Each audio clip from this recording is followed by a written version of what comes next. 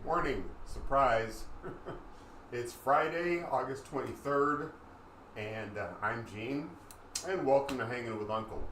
Now, normally Zane is with us on Fridays, but unfortunately, that nasty four-letter word won't let him get away this evening, and I mean work. So we'll see you tomorrow. But I'm kind of glad we're having this conversation because I watched the closing of the DNC convention last night when Vice President Harris accepted the nomination for president.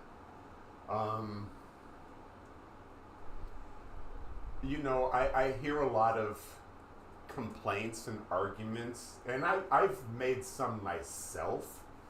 So I'm not trying to say you shouldn't be complaining because she's the nominee. But what I'm hearing is, well, how can she be nominated because she didn't win any primaries, she didn't earn any delegates? Well, remember, the process or qualifications for earning your nomination are having the requirement amount of delegates at the convention. There's nothing that says how many primaries you have to win. Okay. How she got it without having any primaries, that's a different conversation. But just the fact that she didn't win any is inconsequential. Not every single delegate. There was a few that held out for protest reasons because of Israel and Palestine. But a majority of the delegates, more than enough for her to secure the nomination, pledged their, vote to her. So she won the nomination fair and square, period. Was it different than norms, the process? Yeah, but it was still legal and it was still fair. I'd love to know your comments on that.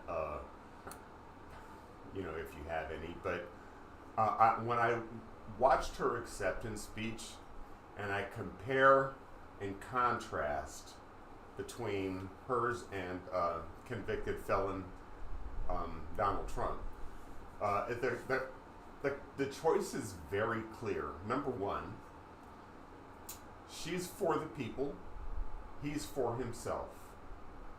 I never heard once in her speech last night about her grievances. She told about her life, but she didn't express grievances about how misfairly she had been treated versus listen to Cadet Bone Spurs. Everything is against him. Oh my God, it's so unfair.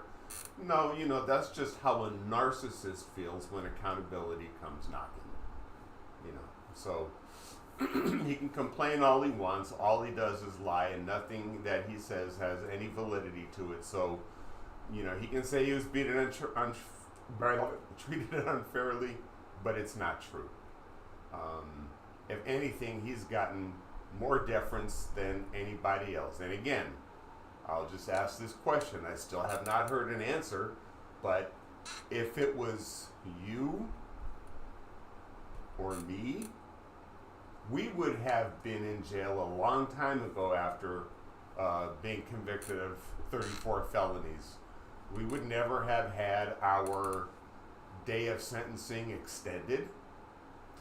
Justice comes knocking, it comes knocking. So he has gotten more deferential treatment than you or I or anybody sitting in a state or federal penitentiary has received. So about his unfairness, you can just shut up because that's not true at all. I'm sick of it, so again, love to know your comments and your thoughts. But, again, America is for the people. America is by the people. And, so that means it's us. And it's of the people. We are the Constitution.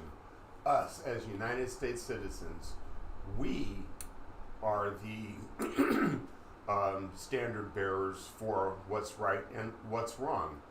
And again, if you look at this election from that lens point, instead of looking at it from I'm a Democrat, I'm a Republican, no, what's right, what's wrong? What are the moral characters of each candidate?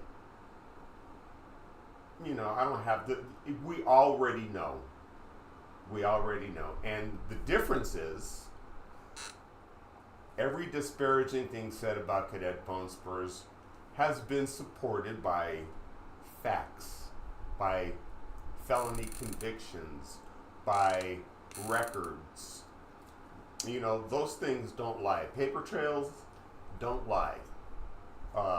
Phone records, emails, those things don't lie. You can't make those up. So, for example, would you or I ever have been able to get away with trying to apply for a loan and making the square footage of our homes 3 times bigger than what it was without allowing an appraiser to come in? Does that sound like someone of moral character? That's not smart business. That is a con artist and someone taking advantage of a system. All right? So, you know, it's just that's just one, and it's a litany. We could go on and on and on and on, but I'll leave it there. I really would love to know what you think. Again, I'm registered to vote no party preference, which means I don't belong to a cult.